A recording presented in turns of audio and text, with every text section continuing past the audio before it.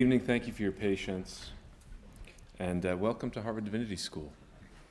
My name is Charles Stang. I'm the director of the Center for the Study of World Religions across the street, and it's my pleasure to welcome you to the Center's annual Albert and Vera List Lecture in Jewish Studies.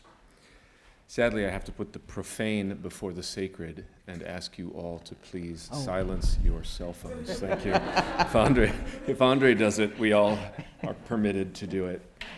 And before I get too deep into my opening remarks, I'd like to acknowledge and thank the co-sponsors for this evening's event, the Center for Jewish Studies, Harvard Hillel, and the Department of Comparative Religion. So it's a privilege to welcome André Aciman to Harvard Divinity School and to the Center for the Study of World Religions. He's no stranger to Harvard, of course, having received his MA and PhD from the Department of Comparative Literature. But I thought this might be his first time to the Divinity School, in which case I was going to welcome him to the margins of the university.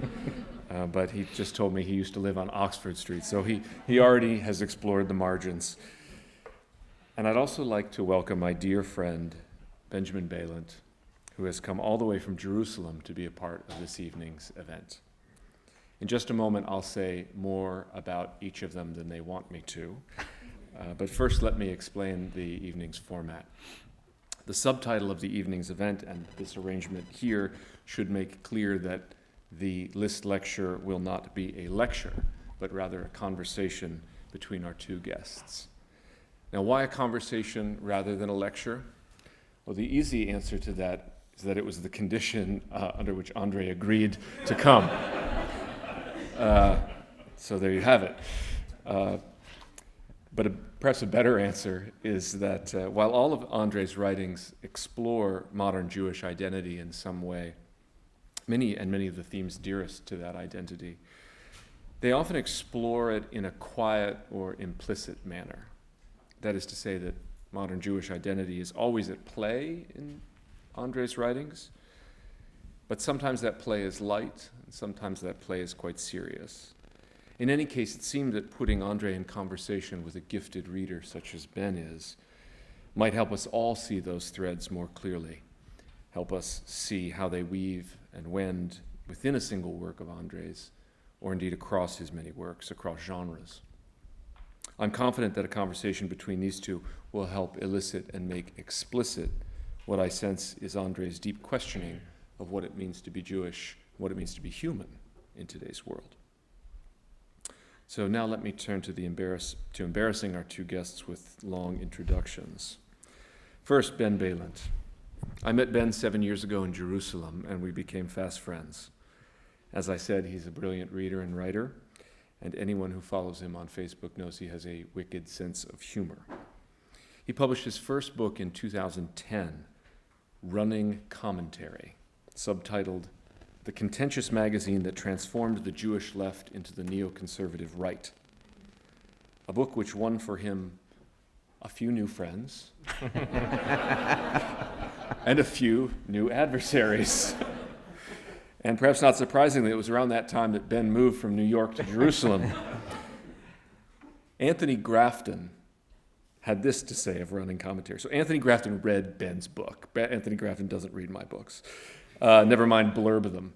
This is what he said. He said, in this eloquent and richly informed book, Balint both tells the story of commentary as a magazine and reads it as an American Talmud, a great mass of position statements and debates, always passionate, sometimes contradictory, that illuminate the larger intellectual history of American Jews. Ben is currently a library fellow at the Leer Institute in Jerusalem. He has written for the Wall Street Journal, the Weekly Standard, and Die Zeit, and his translations of Hebrew poems have appeared in the New Yorker. His most recent book is Kafka's Last Trial, The Case of a Literary Legacy, which offers a gripping account of the controversial trial in Israeli courts that determined the fate of Kafka's manuscripts. And his next book, Jerusalem, City of the Book, will appear in May with Yale University Press. Now, how exactly do I introduce André Aciman? I could read for you the modest biography he gave us for the purposes of our poster. It reads, André Aciman is the author of Enigma Variations, Call Me By Your Name, Out of Egypt, and False Papers, and is the editor of the Proust Project. He teaches comparative literature at the Graduate Center of the City University of New York. He lives with his wife and family in Manhattan. That's all true, as far as we can verify, and important. But it says nothing about the searing beauty of his prose, or for that matter, its humor and humanity. It says nothing of how many recent readers have been laid bare by the beauty of Call Me By Your Name, either the novel or the film adaptation, or indeed both. To speak autobiographically for a moment, it says nothing about how André's memoir, Out of Egypt, inspired me almost 15 years ago to talk my way through a phalanx of Egyptian security guards and into Alexandria's Eliyahu Hanavi synagogue, where I then had to convince the Israeli rabbi in Arabic, whose chicken slaughtering I had just interrupted, to let me and my two Jewish friends from the Midwest take an impromptu tour. That was a really good day, but that's another story. More seriously now, one reviewer has called André a prince of nostalgia. Now, as I'm sure you all know, nostalgia comes from the Greek. Nostos, meaning a return home, and algos, meaning pain or suffering. And certainly that captures some of what is so moving about his writing. The home that haunts everything André writes, of course, is Alexandria, the city he and his family were forced to flee under the rule of Egyptian President Gamal Abdel Nasser. In a beautiful essay in his collection, False Papers, André speaks of shadow cities, how each city he knows well, New York, Paris, even Cambridge, becomes a sort of shadow of Alexandria, how streets and squares here become ciphers for streets and squares there. Except that even Alexandria, in turn, resolves into a shadow of a home for which one might painfully pine, but a home to which there is never a triumphant return, a home always elsewhere. There is no Odysseus, no Ithaca in André's writings, and that deferral of homecoming is part of what makes his prose so poignant. If there is a hero, it's not Odysseus, but Anthony, at least as he's captured by that famous poem by Constantine Cavafy, Alexandria's most famous poet. In the lines I'm about to read, the poet counsels Anthony on his last night in Alexandria, his adopted city. On the very night, Anthony hears the god Dionysus leaving the city and abandoning him to his fate. This is Cavafy's lines now. Like a man who's all along been ready, like a man made bold by it, in a way fitting the dignity that made you worthy of such a city, approach the window steadily and listen, moved but not needy, and disgruntled like a coward. Listen, taking your final pleasure to the sounds, to that music troup's rare playing, and say your last farewell to her, to that Alexandria you are leaving. I've heard Alexandrian Greeks recite those lines in Cavafy's own apartment, which now serves as a museum in his honor. I've heard them recite and sway to those lines like Jews davening at the Kotel. Thank you, André, for inviting us each to ask after our own Alexandria, and for modeling, as Anthony did, a courageous resolve in the face of that loss, and a resolve to listen to the music of the God who abandons us. Please join me in welcoming André Aciman and Benjamin Balint for this year's List Lecture on Exile and Elsewhere. Thank you. Now we can all leave. Charlie, you're so good at this. I want you to commit here and now to blurbing my next book. Thank you all for coming. Andre, I thought perhaps we could start actually pre-Alexandria. Your family's ancestry, your family's experience of exile began even before Alexandria, I think. They left Spain, they went to Italy, from Italy to Turkey, I think. Maybe you could speak about the pre-history, the pre-Alexandria history, and whether that's part of your own heritage of exile. I think that my family, I don't think they loved Spain the way it has come down to us. They like to speak Ladino, which they called Spanish. And no matter how many times I corrected them, they still called it Spanish. They didn't really like Italy much. And they certainly hated Turkey, where they'd been sort of housed for 500 years. So they could have called it their home, but they didn't. And they certainly did not like Alexandria or Egypt either. So essentially, I have a long history of hating every single place they've been to. So that is what I inherited as a child. It was a sense that wherever you are, you're supposed to hate. And, or not like, and certainly don't call it home because it won't last that long anyway. And that has been the experience of my grandparents, of my father, and of course of myself as well. Wherever you call home won't last. And which explains why in Out of Egypt I had one of the characters say something which people quote all the time, though I just made it up along the way. And I said, you know, as Jews, you lose everything at least twice in your life. So the story of loss and the loss that you mourn. In other words, you mourn losing the thing you hated. So, and it's that sort of incipient little paradox that percolates throughout everything I do. Did your father consider himself to be in exile? No, because he had a citizenship which at the time was called stateless. He was stateless. I mean, he was born in Turkey, so he was a Turk. But he hated the Turkish language, which he never learned very well because they were all busy learning French and speaking Ladino at home. So he never considered himself a Turk. He never considered himself an Egyptian. He was never, we became Italians by sheer happenstance, but he never considered himself Italian. He didn't even like Italians. So, I mean, and when he came to America, where he lived for 40 years, he hated America. What did he like? See, this is an unfair question. People ask me that question all the time. What do you like? I hate that food. I hate that cuisine. I hate this. I hate that. What do you like? I don't know. He didn't know what he liked. But but that's, I think, part of the problem is that he started his life and lived his whole life for 93 years and taught us to feel the same way. In other words, whatever is given to you is not good enough and is not really sticking. You do not stick to a place does not stick to you. The culture of a place is never yours. So if you are, my father was born Jewish, I was born Jewish, but I was never bar mitzvahed, and as far as I know, he was never bar mitzvahed because he was busy going to churches. So, and I've gone to more churches than I've gone to synagogues.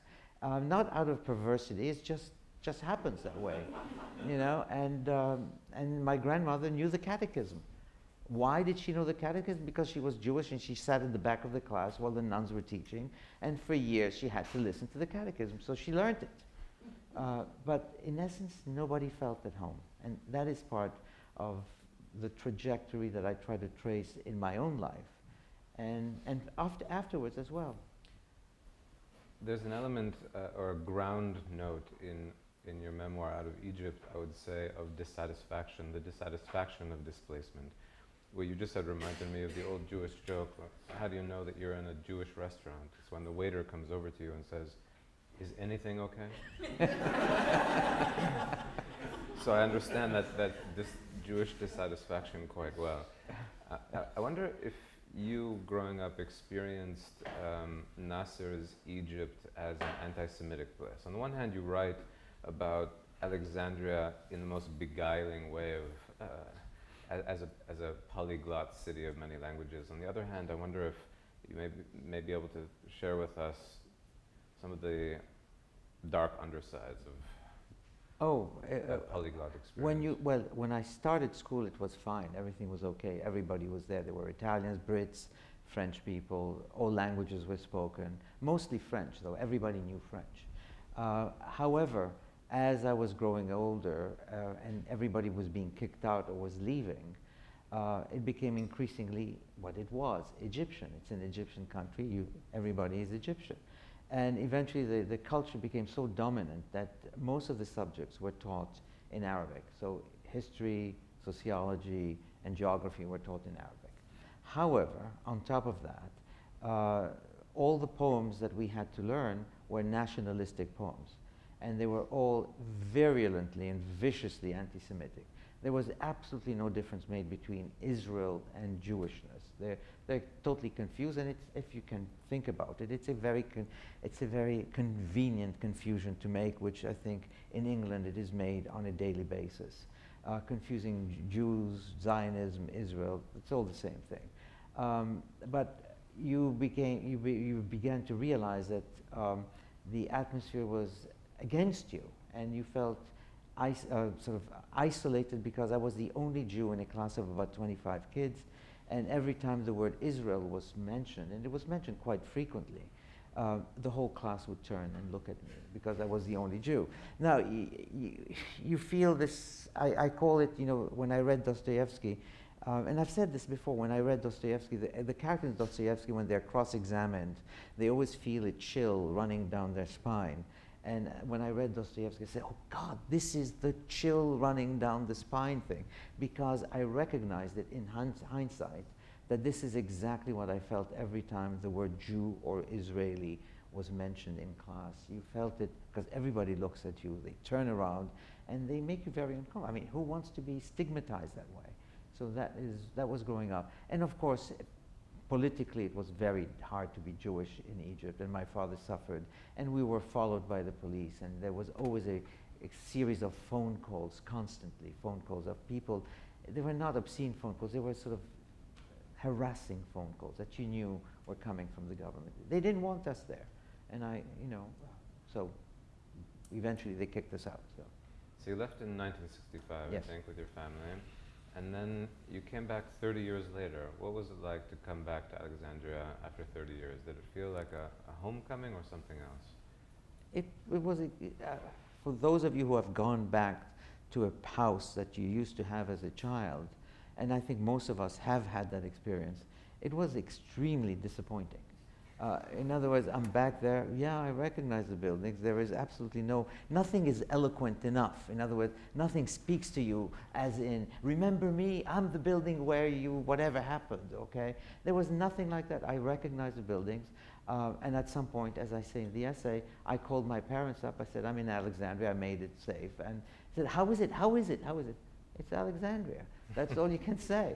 And so there was absolutely no thrill of recognition. That wasn't going to happen. And of course, ultimately, very disappointing because, for one thing, and most importantly, the people were different.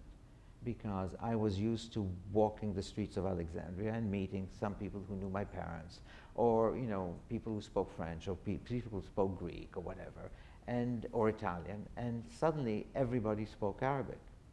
And so you feel like, what am I doing here? This is not my home. I recognize nothing. I do recognize the buildings. In fact, they haven't changed. They're uglier than before.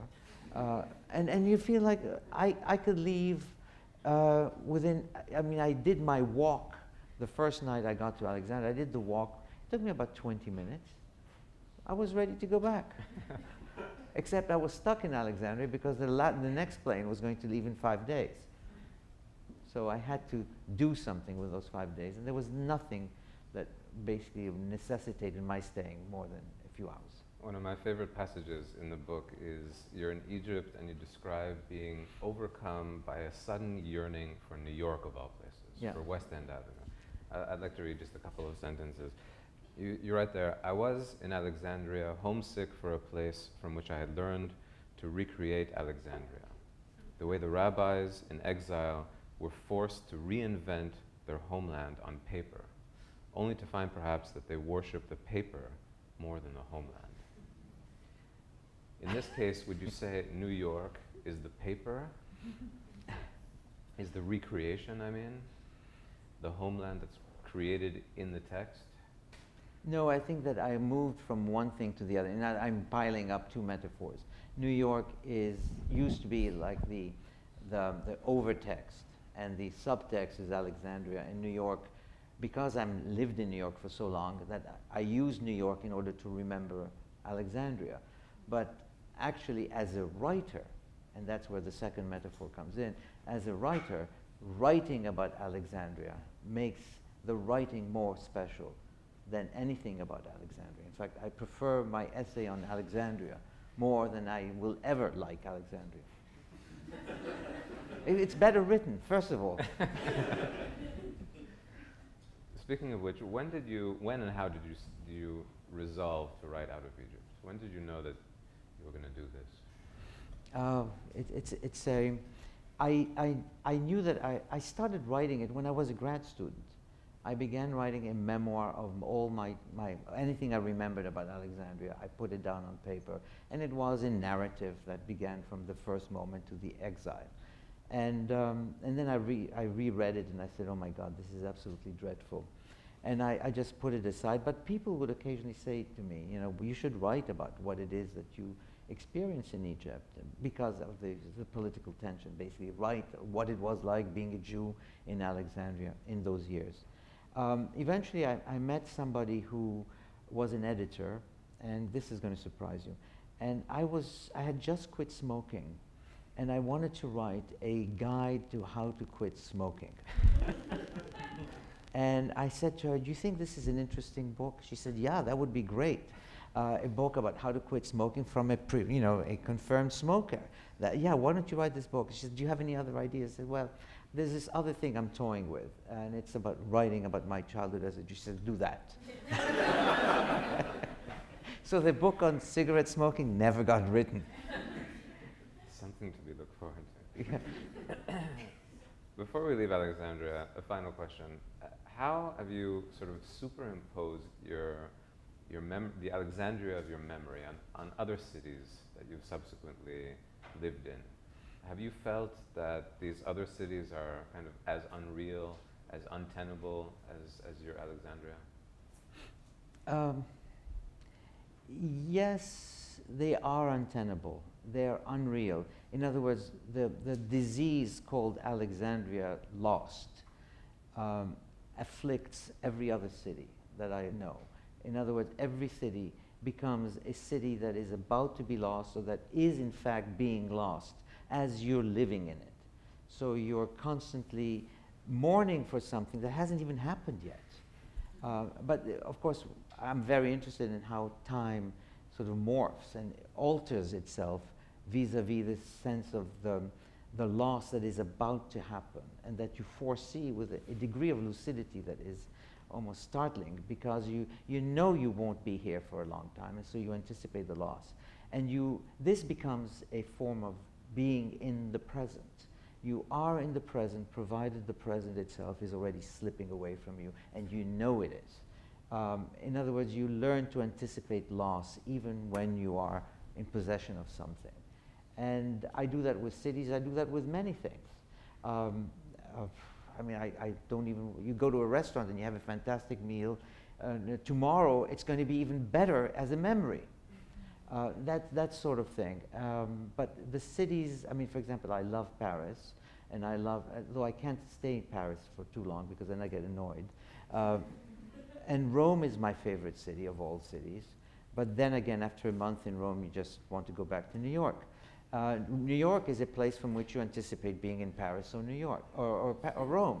So, I mean, it's all a vicious sort of circle, if you want, of nothing is permanent. And if I make the mistake of saying that that is a Jewish trait, it's because I believe that this profound sense of, either you want to call it pre-announced loss, or this sense of irony that you bring to everything that is seemingly stable and real. You bring irony in it, you infect it with irony, and suddenly it dissipates, and it becomes something that you will definitely lose. want to ask you about this idea of return. Before we get to exile, I want to get to exile slightly obliquely, with your permission. You write the Jewish rite of passage, as Passover never tells us, is also a passage back to Egypt, not just away from it. Mhm. I'm interested in how the theme of return, or even return to something that no longer exists, informs your sensibility. I want to put the question in another way if I can. I was thinking about the biblical figure of Abraham. Abraham, of course, heeds the call of God and leaves his own land to journey to a foreign one. Unlike Odysseus, Abraham does not return home. Why is that? Oh, why doesn't he? Well, let me tell you. I think that Moses never even goes home. Okay, Abraham never returns home, in my book, in my vision, because he's going to find it extremely disappointing. And the people who came back from the Babylonian captivity, I still need to know exactly what their chronicle is, what they felt when they came back to this thing that they were longing for how many years? Hundreds of years, was it? So there's a sense of the return itself. The return is your rendezvous with fate. This is where you're going to be. This is where your life means something if you eventually will return home.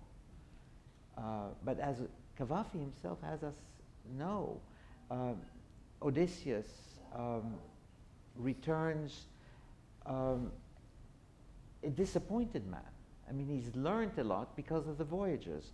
The return home is incidental, and as we all know from Homer, the next thing that Odysseus will do, as he knows he will do, is leave. In my book, in Out of Egypt, there's a little poem that I attribute to Cavafy, which poor Cavafy never wrote because he couldn't write this badly. But it's a poem about Odysseus who decides that, Calypso is a very nice woman, and she is giving him immortality in the bargain. And if you stay here, you'll never die. You'll live forever, and we're in love and we're happy. And Odysseus is tempted. And I think in my version, he decides, okay, I'm going to stay here. This is a good enough deal. The rest, the going back home, is definitely going to be disappointing. So returns they're nice in books, where you have the hero returning home to visit his whatever, or visiting the house, the famous house, Brightside Revisited, Howard's End, all these wonderful mansions that have their homes to which you need to return and you're pulled to return. In fact, they are always disappointing, and you always leave them.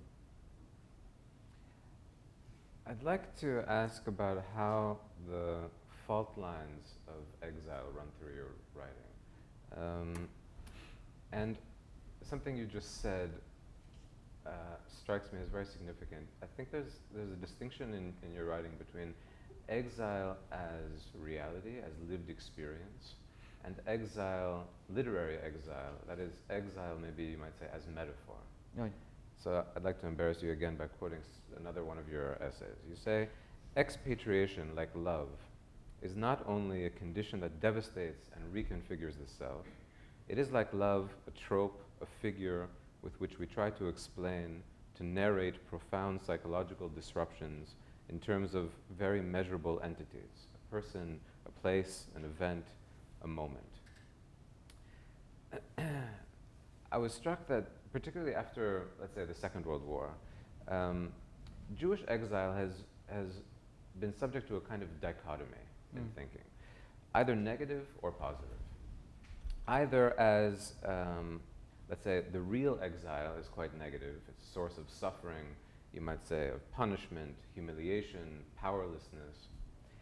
But then, metaphorically or in the literary lens, it often appears in a quite positive way, as an exemplary instance of anti-nationalism. I detect some of this in Out of Egypt too. Or as an antidote to the so-called blood and soil ideologies.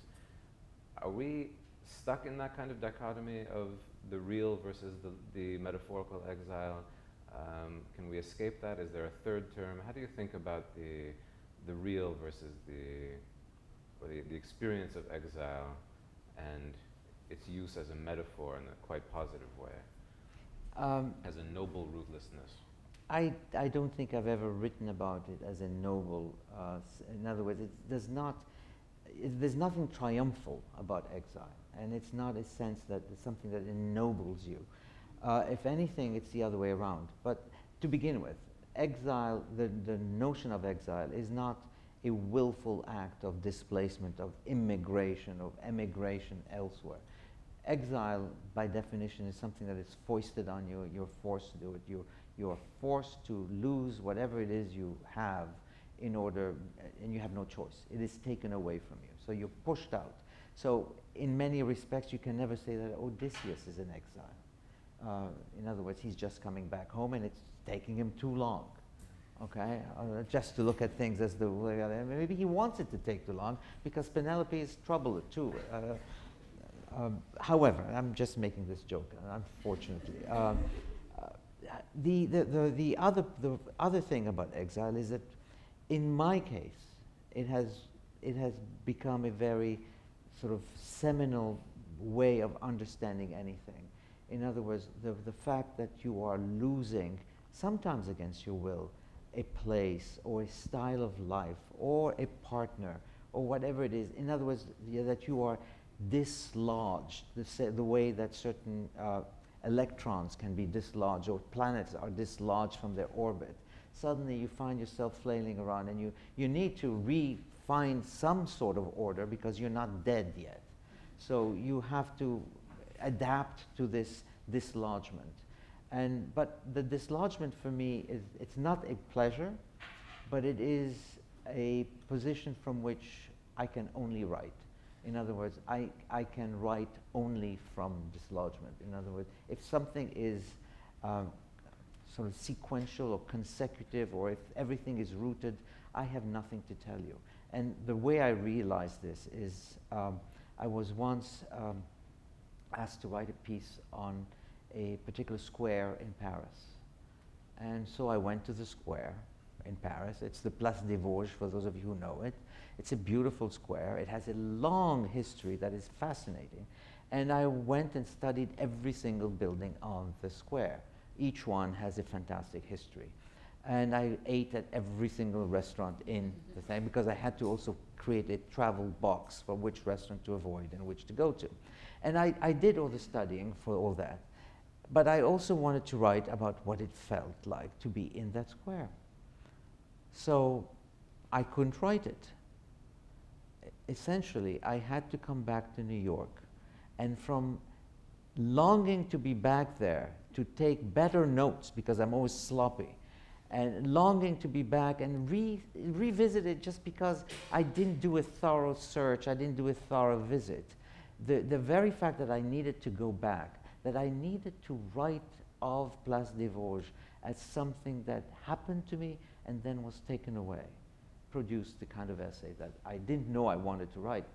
And I realized this happens every single time. I used to be a travel writer, and so whenever I write, I need to basically not write in the place itself, but having lost the place. In other words, looking at it retrospectively as something that happened and that has become like a vision, a cloud that is soon about to dissipate. And that's the only way I can write. So whenever I write about love, it's the same way.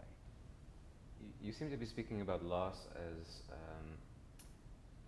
something that enhances your own vision of things, that clarifies your own vision of things, even as a necessary ingredient.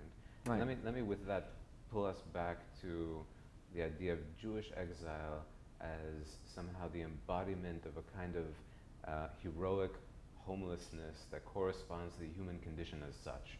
There are people who speak in these terms, right? Right. Are you sympathetic at all to this idea? No. No, because I don't think there's anything heroic about homelessness. I think it's a painful thing. It's something to be avoided. On the other hand, because there's always another hand, I have taught my children one thing, that they have to cultivate, and they have it. In other words, it's there. Not that I did it intentionally, but by being in my presence, they always have irony as a way of living. In other words, for me, irony is perhaps the most powerful motive for anything we do. It sets us in motion as opposed to forces us to withdraw. It gives us two faces, two texts, two ways of seeing something that do not necessarily coincide. They're just antagonistically present at the same time. And that is more or less where I come from. So to turn homelessness into something that's triumphal or heroic or transcendental, to use that term, doesn't work for me. I can understand that some people feel this way, and but I don't understand them. When I was working on my own book, I came across a wonderful essay by Judith Butler. It's called Who Owns Kafka? And there she says that the exilic is proper to Judaism and even to Jewishness as such. And she does so in the context of correlating Kafka's mode of writing as a kind of poetics of non-arrival. Mm. And that's what I keep coming back to, is whether, as a writer, this non-arrival, you might say alienation, you might say obsession with loss, is a necessary ingredient of your... It's maybe it is, I don't know if it's necessary, but it happens to be, or incidentally, it's always there. In other words, the inability to arrive home, maybe if you want, the reluctance to come home is not, it's there, it's always present. I don't start writing by saying, this character must never make it home, but I find every kind of impediment to his arrival. And in fact, I mean, it makes perfect sense, since I wrote a book which has not met any success whatsoever. It's called 8 White Nights, and it's about a couple that meets at a party, and they are totally, I think, attracted to each other. And there's clearly, there's the only thing they need to do is to go to bed together, but they meet each other at the movies every night. They have a drink together, they have dinner together, but he deposits her at home every single time. And it's clear that I'm trying to make this last longer than it's possible. And people, of course, have written to me, said, come on already, it's the 5th night. How many more nights do they have to go? 8, I say. Oh God, this is terrible, you know, make it happen. So of course, I was having a great deal of fun in dilating the abeyance of the actual night in which they will sleep. And when it happens, I don't let you know that it has. So I realize that there are other ways of doing these things, and usually when you resort to fruit, it becomes much more... Speaking of which, is deferral, delay, is that important to you? Yes. How so? Deferral, because deferral in psychological terms for me is the avoidance of the fact, of truth, of arrival, of now we have to contend with things as they are.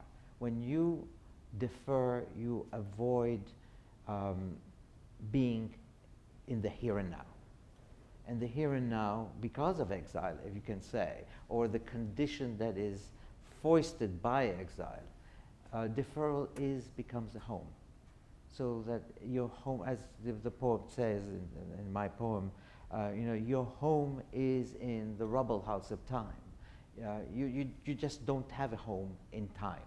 It is outside of time that you have. And that explains why my next book is a collection of essays on the conditional, the subjunctive, and the optative, because those are my moods. Those are the moods in which I write. In other words, the might have been that never happened, but might still happen, though you fear it might not, and hope it does. So you're just, where are we? We're nowhere. Can you share with us a bit more about this next book? We were talking about it earlier. It's called Homo Irrealis. Yes. What's the unreality that you're getting at? Who do you treat in this book, and how do you approach? They're all a subjects? series of essays. One is on Freud, 2 are on Freud. one is on Cavafy, one is on Proust, one is on Sebald, who is a writer that I think is far more important than we give him credit for. And there are other characters, which one is on Eric Romer, the film director, where sex does not happen, okay? For those of you who need to know. Very inspiring film director for me.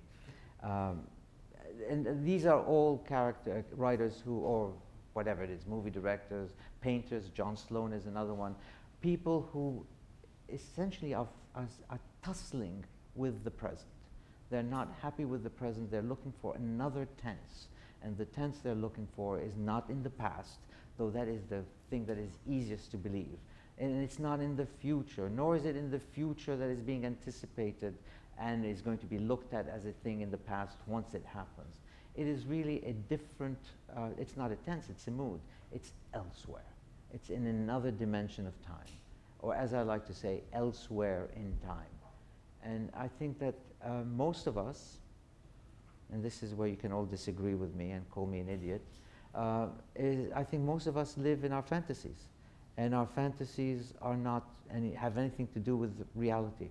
They might have been moments in your life that you kind of wish might happen, but you hope they don't.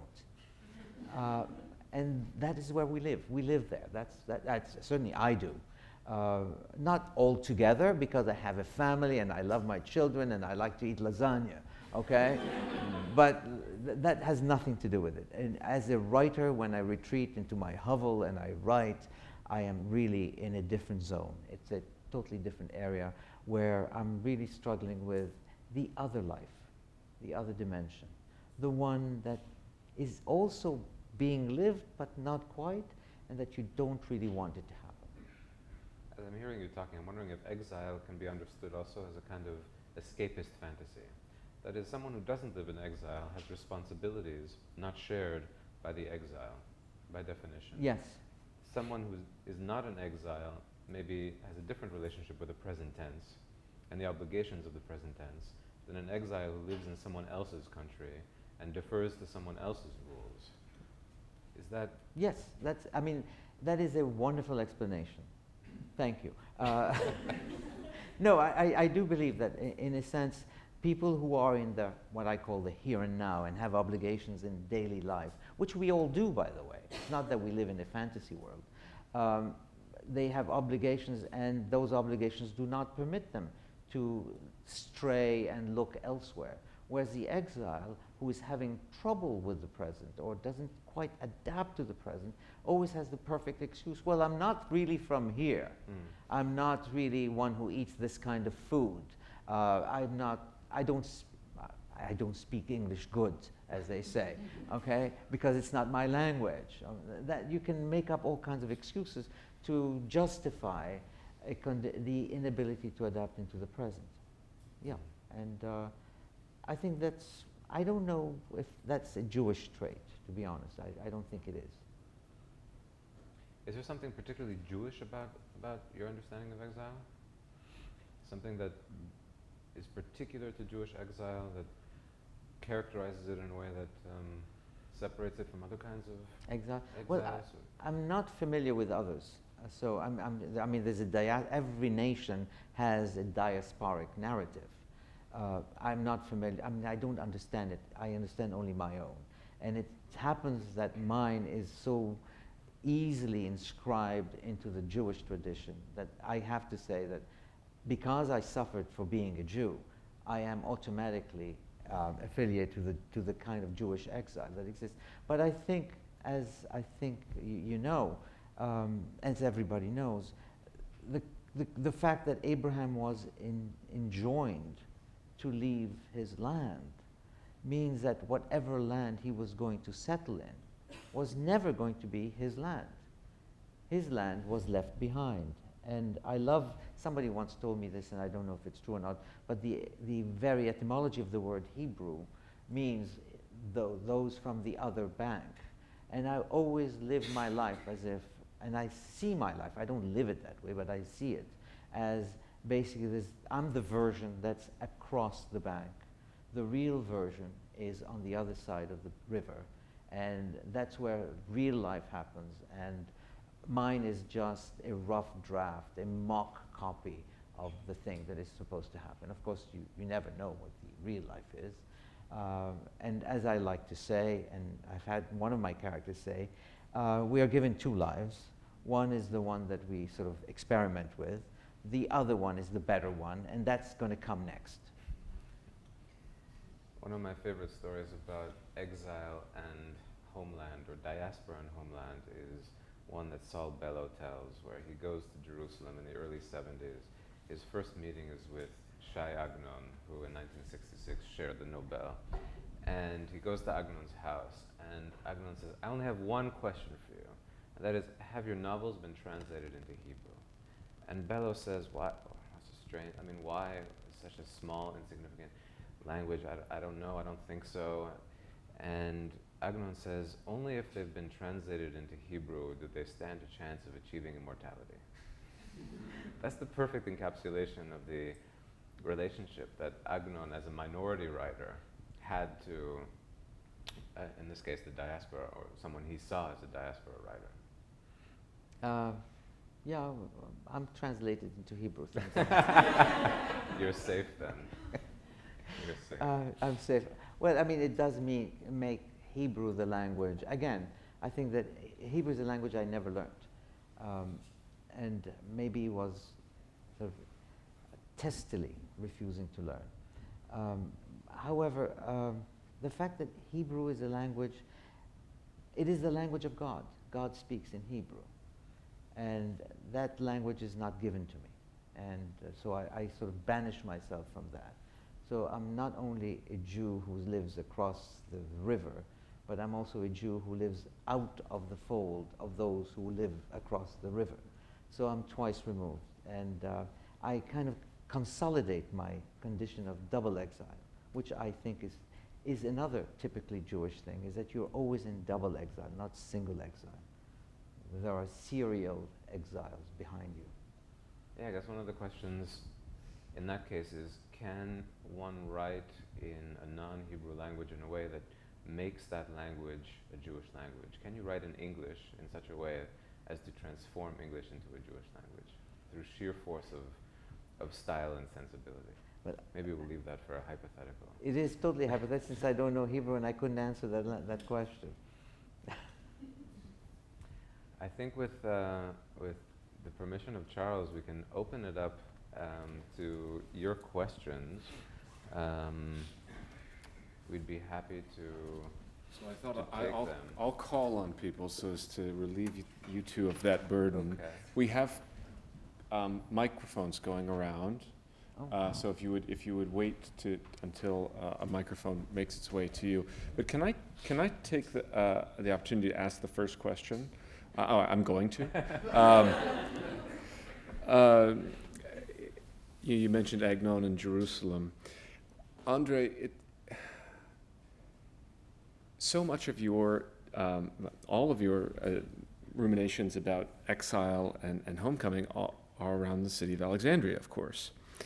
The silence around Jerusalem strikes me. Obviously, it's not a city you've lived in. It's not a city you know well. But is your silence on Jerusalem and the wrought rumination on exile and homecoming around the state of Israel, whether prior to the state, just the Israel as a concept, if not Right. before a nation state, is that deliberate? Is there a reason why you stay away from that rhetoric? Why is it a rebuke to those who think that they can find a home in a city like Jerusalem? No, it's no rebuke at all, because I do believe in the existence of Israel, and I do think that it is the homeland of Jews, so period. So I'm not going to quibble on that one. In Out of Egypt, there's a scene that was kind of intentional, where the boy, is facing the sea, and he says, this is the land of Spain, France is over there, Italy's there, and here is the land of Solon and Pericles, as he calls it, another ancient Greece, which is really my love. I've always loved ancient Greece. And he stops. He doesn't go any further east to say, because I didn't want to get into it. I preferred the oblique, and it is an oblique absence, but it is intentional. I didn't want the question to come up as, oh, of course he included Palestine or Israel or whatever you want to call it, in that sort of mix of various possibilities that are out there. It was never in my father's plans that we should move to Israel. Nobody in my family has ever gone to Israel, which is, it's a contradiction in terms, because one of my uncles was studying Syriac and all kinds of other languages, and Hebrew, of course, which he knew. They all knew Hebrew perfectly. And he wanted to sort of die in Israel, but he never made it. Otherwise, everybody was thinking France, maybe Italy, England. These were the possibilities that were open. When you're in Egypt, you're thinking where to go. The other thing is that you could never go directly from Egypt to Israel. You had to go either to Italy first or to Libya, which for some reason, in those days, you flew to Libya, and then from Libya you flew to Tel Aviv. But we never were thinking of basically, even as refugees, we never opted to go to Israel. Okay, thank you. All right, questions, please. Yes, Terry. André, you speak of loss and disappointment and being dislodged. I'm wondering, what place does grief hold for you? What place? What place does grief hold for you within loss, disappointment, and being dislodged? And where does grief live in exile? You know, it's very strange. I have no grief. I mean, I'm not sad that I don't have a country. I envy people who are nationalistic or patriotic. I envy people who belong to this church but would never go to that church, or to this synagogue and not that synagogue. I envy people who have that kind of rootedness, but I envy it for only 5 seconds, because then I say, oh my God, that's horrible. People who worship flags, their own flag. Gosh, I mean, I could never understand that. Well, a flag is a piece of cloth. Americans take their flag very seriously.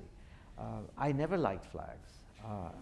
I mean, that's what it is. So I don't have a sense of grief for being out of place. I live in New York City, and I call myself basically an unhinged person. But where else can you live if you're unhinged except in New York City? I mean, New York is a place where anything goes, any nationality, any religion, any orientation is accepted. Everything is accepted because nobody cares. And I like that. That's the only place where I can really live. Now, is New York then my home? No. But it's the only place where I can live. So I live somewhere, but I don't call it home. On the other hand, to turn things around, if you ask me where did I want to be buried, because where you're buried has symbolic value on your life as you're living it now, and I don't have an answer. I don't want to be buried near my parents. They're in sort of upstate New York. I don't want to be buried where my grandfather is in Egypt. I don't want to be buried in Turkey. I don't know if I'm going to be buried at all. I mean, you see what I'm trying to say, is that basically the sense of dislodgement is so profound that you live with it, but you don't miss what it is that it has taken away from you. Yes, Janet. Thanks for calling on me. So I just wanted to follow up on that very interesting question, and also your interesting answer, that you don't have grief. And I'll say I wasn't surprised at the answer, but that leads me to want to push the question that you were getting, that you were resisting, was giving some sort of positive valence to exile. And it might be the case, heroic probably is not the right word. It's not heroic. But there's some, somehow the irony or the loss or the inherent exilic condition is what allows one to live in there's a certain positive, it's a certain kind of virtue. and maybe, part of it could be creativity, part of it is the irony and the humor that is very, specifically Jewish in some types of ways, that somehow one could be a master of that in-between, unfinished place that actually protects you from grief. Oh, what protects me from grief, to take you at the very last thing that you said, what protects me from grief is writing about exile. In other words, the more I write about it, and I can't stop writing about any kind of loss, the more I write about it, the more I feel confirmed in my hopes of leading a normal life. In other words, and that's why I call paper false papers. That's the title of one of my books. It's false papers because whatever they say is going to be not really true. So the virtue of paper that I trust is at the same time taken away from me by me. I don't know if I'm making myself clear. Okay, that's part of the situation that I'm in. So maybe writing is a way of obviating the grief, if you wish. On the other hand, I have a brother who never really, he's far more secular in his he's not a particularly spiritual person, but he had and he's still having a lot of trouble adapting to America. Whereas I have found a way to adapt to America by writing about how I'm not adapting to America, okay? But that again it's because I'm so ironic that I find a virtue, even a heroism in anything I say that is seemingly ironic. In other words, irony for me and paradox, which is sort of the distant cousin of irony, is how I establish myself and find a home that is built with nothing, because it is nothing. But I go through the motions of building with words, knowing that words are not going to build anything, but it puts a screen between me and the here and now, and the present that I don't belong to. So that writing, as I say, is also an escape valve, and it's also if you cannot be a good enough writer and not realize that writing is not going to bring you the kind of joys you imagine that paper can bring. A good writer is aware that this is all make-believe, guys. It's fiction. Except that you also know that you have to also hope that it isn't fiction as part of it. Well, if you're superstitious the way I am, you can never admit to that. Okay, because superstitious people, as you know, can never tell you or expose their entire superstitions to you because they'll backfire. Okay? Okay, so. Yes, in the white back there. Thank you so much for speaking. I'm wondering if the dislodgement that you spoke about truly makes you feel that you have a home nowhere, or if it actually creates a sense of having a community that is the world at large. I'm lucky, despite my personality, to have many friends. And I'm lucky because that is really how I begin to sense that, oh my God, and whenever I travel anywhere, and I hate traveling, as some of you know, whenever I travel, I don't travel to see new things. I travel to see if I could possibly live in this place. That's my automatic default. I love Barcelona, but I can't live there. It's ridiculous, okay? But that's how I travel. So in many respects, and if I see a beautiful villa, and I say to my wife, we should think of maybe buying this villa. And she says, yeah, that would be a terrific idea. Of course, we don't have the money, but it doesn't matter. The fact is that we fantasize about the villa, and then I say, yes, but who's going to come to this villa? Whom can we invite? We don't know anybody here. Whereas in New York, we know people, and we like the people who come to dinner at our house, and we like going to their houses too. So it ends up being that people, more than place, nation, city, country, whatever, is what makes you feel sometimes at home. Sometimes at home. Of course, when the guests leave, you say, oh my God, they're all boring.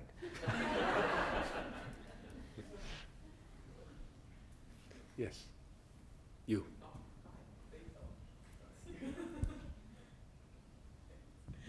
Thank you for this talk. You mentioned how integral to the story the absence of desire was for in 8 White Nights. In looking at Call Me By Your Name, I'd say it's a little more prevalent, that desire is a little more real. So I just wonder what the shift was there and why it's important, why the presence of desire and the acts of desire is so important in Call Me By Your Name. And why it's not in the other And why book. it's not in the other. Because they're different books. Okay. No, but I mean, no, I'm just playing with you. The question is a very good one because, of course, as we all know, you don't have to be 17 in order to feel powerful desire. You can feel powerful desire at the age of 90. I know because my father was 90 and he had to be kept in control. And I don't mean just, it was not just a metaphor, okay? However, and I do feel desire. I mean, it's something that's very real. So I like to pretend that I was above desire, that I can master my desire and not sort of give in to it, and let this other thing, which I do value, the romance that sort of exists between two individuals who have met, and who basically turn out to find out, each finds out, that they like each other. This is a wonderful thing, and it's so wonderful that sometimes you will, in a man's case, you will drop the girl in her house and not ask to come upstairs because you like what this is. And we'll do it tomorrow again, and we'll do it the next day after that as well, because it's not just deferral, it's that you're deferring because there is a small satisfaction. If you're 14, you want to consummate the act right away. When you're in your late 20s, early 30s, you know you've done it many times, and you want this other luxury to exist. And I believe in that. On the other hand, when I wrote Call Me By Your Name or Enigma, whatever, I was stirred in a different direction, in the direction of, you know, desire is wonderful, and consummation is also wonderful. So let's go there. Leila? Leila here. No, Ariel was right here. Leila.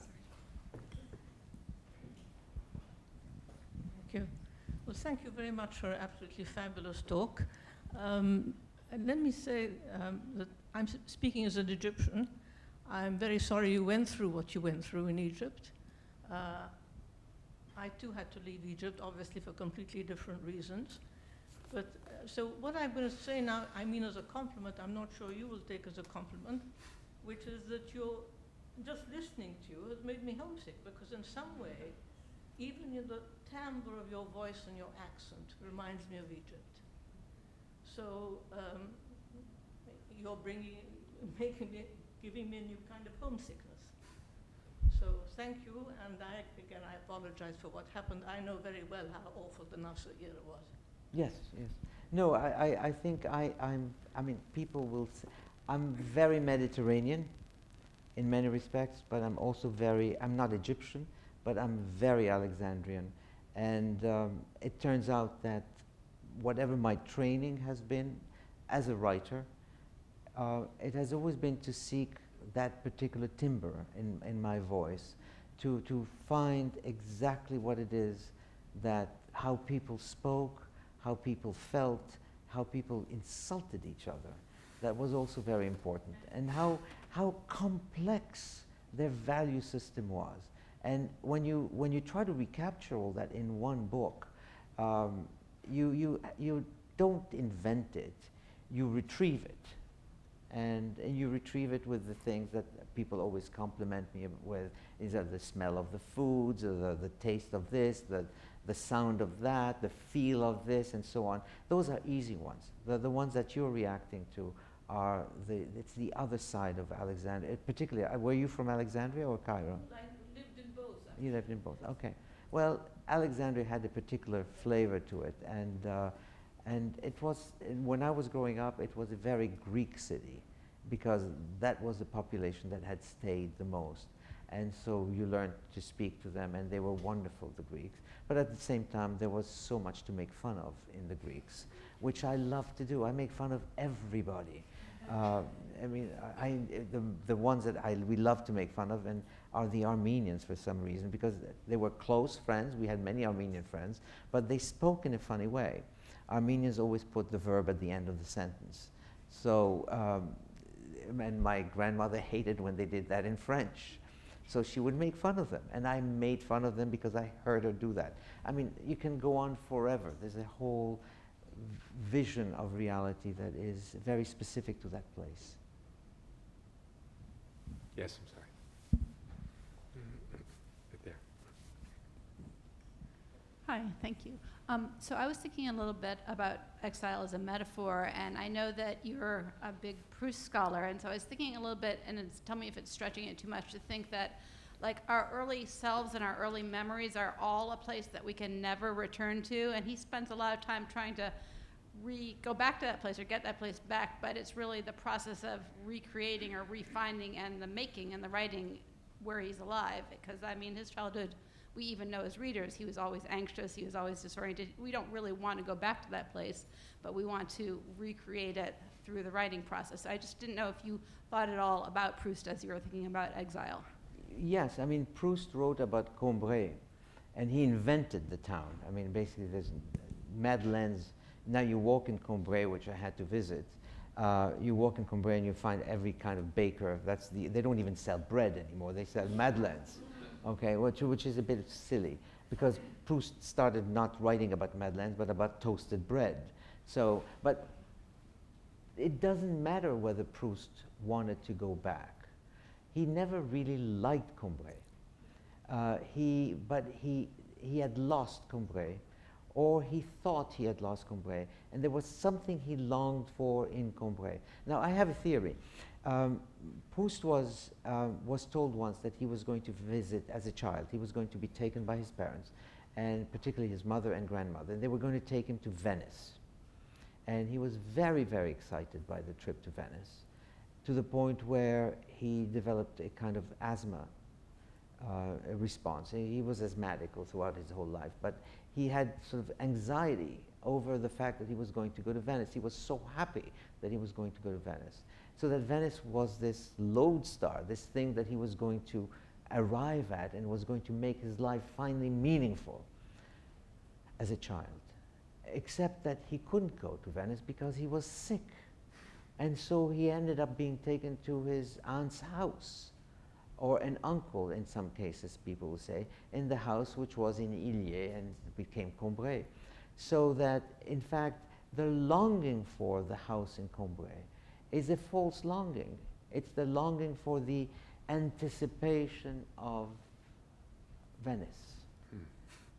So that when he finally goes to Venice, okay, it's not a homecoming. It's almost an experience where he's with his mom, he's in Venice, he's in the Hotel Danieli, it's a very nice hotel, and basically it's not answering any of his questions. He wants to go back to Combray.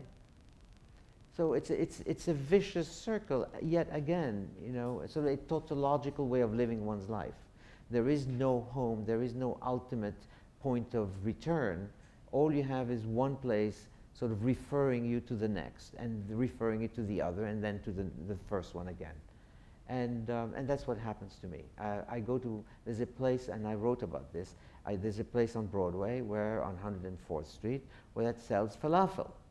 When I walk by there, I smell falafel, and I'm right away, if it's a warm day in the summer, I'm at the beach with my mother, we're going to buy a falafel sandwich, I am home.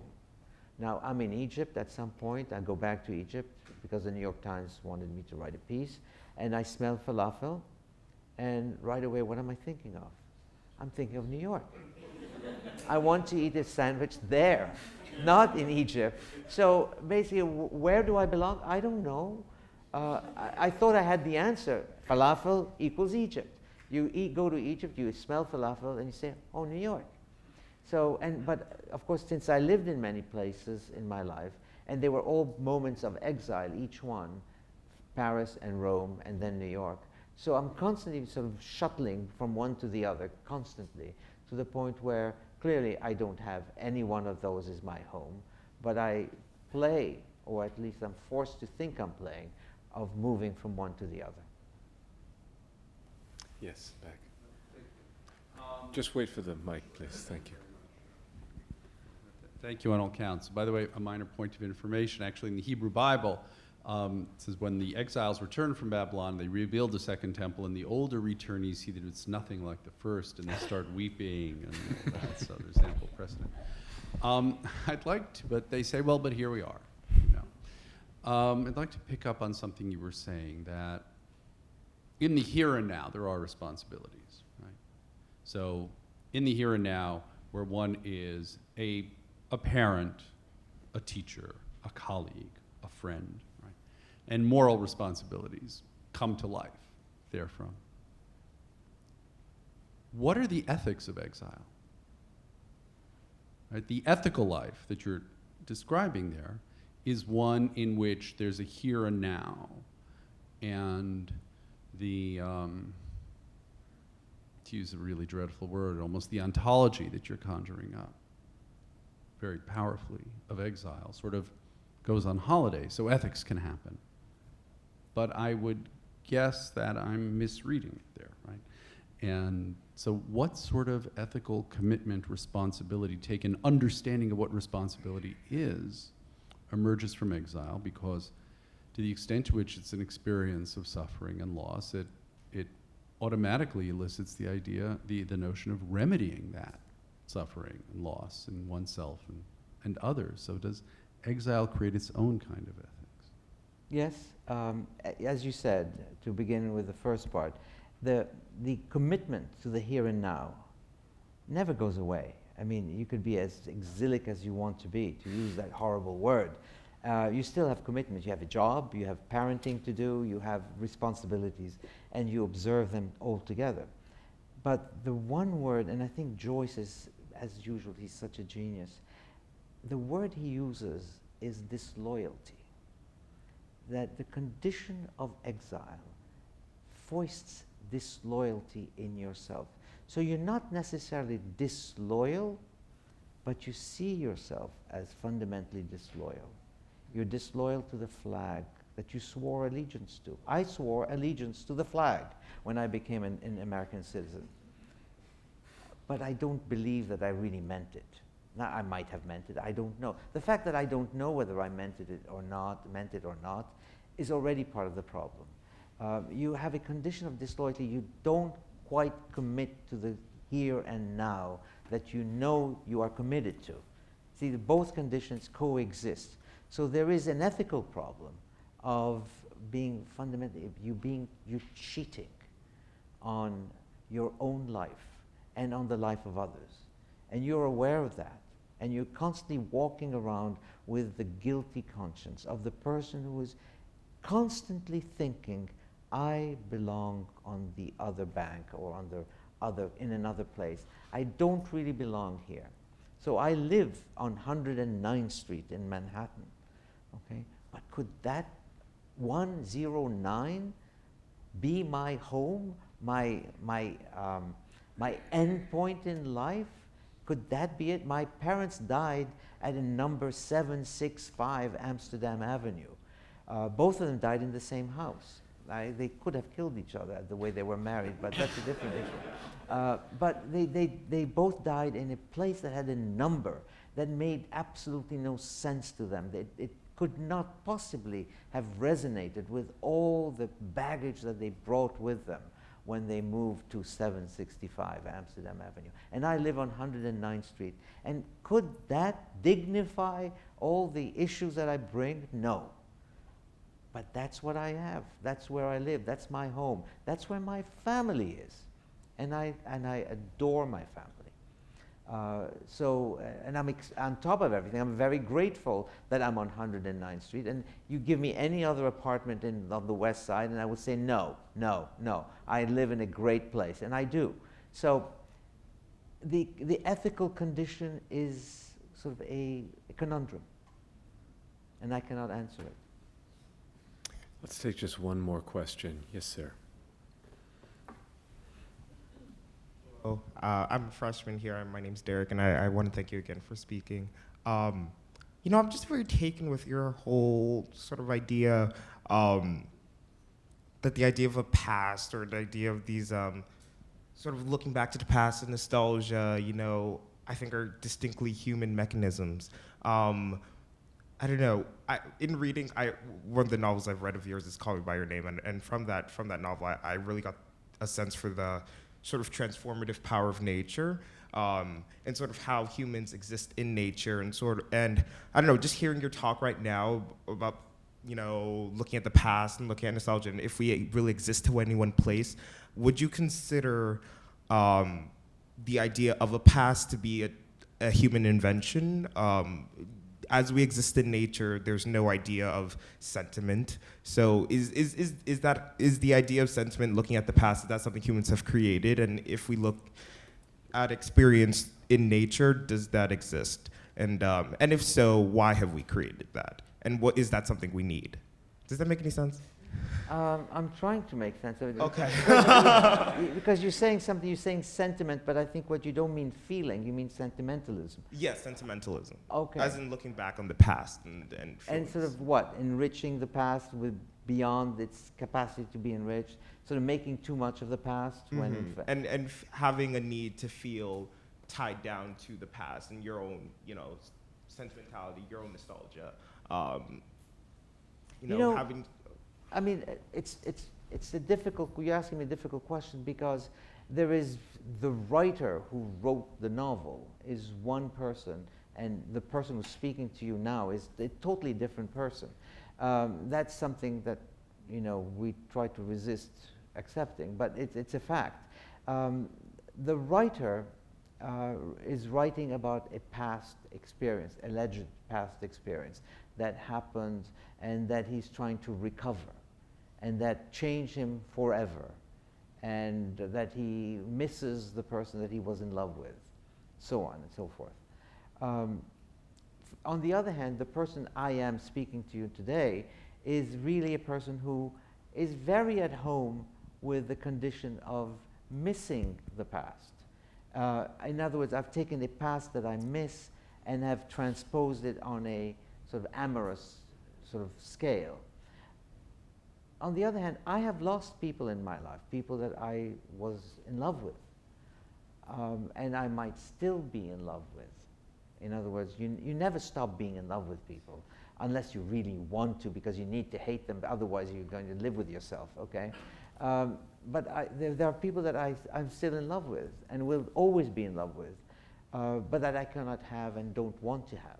This is because there are, I mean, when you get to be my age, you begin to be a bit wiser and at the same time a bit more cynical about love. Doesn't mean that I don't feel it. But I'm sort of circling around your question because I didn't quite get what the question is. What is the trouble that you're sort of picking up? Well, I was just wondering if you thought, why do you think humans need to have a need to be tied down to a past, to a family, to feelings of, to sentiments of something that's already passed? To something past? We don't need to. I don't know that we need to. I think we automatically do it. So probably it fulfills some kind of purpose. It tells us who we are. We are ourselves sort of the incubators of everything that happened to us in the past. And we continue to, some of us even cuddle what it is that we had in the past because it was pleasurable or it pained us, but we can't quite resolve it, so we still sort of carry it with us until the very end. There's many reasons why we don't let go of the past. Do we need to be tied to the past? I don't know. That's beyond my competence. Well, I think that's our You know cue. what? I think the gentleman at the back with the beard also had a question. He's been raising his hand all the time. Okay, then let's go ahead, but can you make it a question, please? Thank you. Thank you so much, André, for giving me this chance to ask. My question, to be brief, is about form and writing. It seems that, you know, paradox and irony are these two elements of writing that guard against writing itself becoming an unproblematic home or a place of unproblematic arrival. And so it can maintain kind of the element of exile. But have there been moments in which you've experienced writing or the act of writing or even the genre of a novel as being too unproblematically final, too unproblematically bound as a unit, and therefore you've retracted from writing? Have there been, phases of considering writing itself to be a nationalism in a metaphorical sense? Oh, there have been times in my life where the writing was too easy, way too easy. And this is one of the contradictions that I'm forced to live with. Call Me By Your Name was a novel that wrote really itself. It was written in 3 months and a half. It was very easy to write. I didn't bother with rhythm, I didn't bother with cadence, with style, with whatever it was. It just wrote itself, almost to my shame. Here I am struggling with every paragraph of everything I've ever written, struggling with paragraphs for a whole day, sometimes 2 days, with a paragraph. And suddenly there's this book that writes itself, to my shame. So it is the most uncharacteristic thing I've ever done. What happened to me that made me write this book so fast and to be sort of totally consumed by it? I have no idea. But obviously something was going on that made me love writing it and love finding the story. In other words, so, oh my God, this is what they'll do. This is terrific. What is he going to do with that fruit? I have no idea. And oh my, no, really? I mean, things like, I have no idea what was going on with me.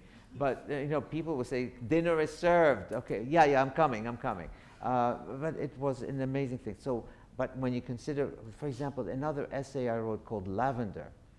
Lavender took probably 2 months to write, and it's only like 10 pages long. And yet it's the thing that I love the most, all right? Because I struggled with it. I didn't know what it was about. I had no idea where I was going. I had to give a speech on something spiritual, and I chose Lavender because it seemed fun. And I had by the first paragraph, I had no idea where I was going to go with it. And every paragraph, every line was a struggle. And there are scars all over this essay, scars that I can see, you can't, because you're just the reader, okay? But there were all kinds of changes that I had to make. And eventually, it was finished. And I don't know that it ever finished, but it was an artificial end. And people use it now to teach essay writing. And yet, for me, it's a big joke, because it was the most imperfect thing I've ever written, though I love it the most. Okay. I'm sorry? It's in a book called Alibis. Another title that it should be problematic. Why would I write a book called Alibis when I'm looking for a home? Alibi, of course, means elsewhere. André, Ben, thank you so much for your testimony. And we're going to need to whisk André off shortly, but I imagine there's a few people who would like to greet you. But let's take this moment to thank our two speakers. Thank you. Thank you so much. Thank you.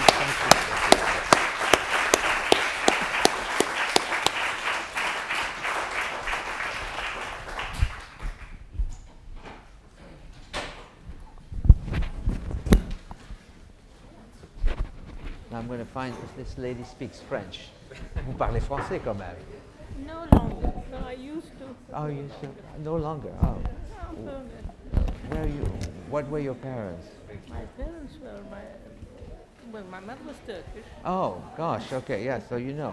I do know, yes. But it's, I must say,